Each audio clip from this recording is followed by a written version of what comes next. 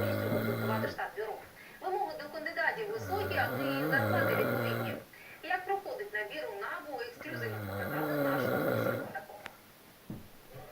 Олександр працює в час створення у минулому прокурор Луганщини, а нині старший детектив розповідає, раніше в жодній держструктурі без апарату його посаду неможливо було Оце так качур не спить і не храпить. Ті, хто не вірив у справедливий відбір, свою думку змінили на протилежну.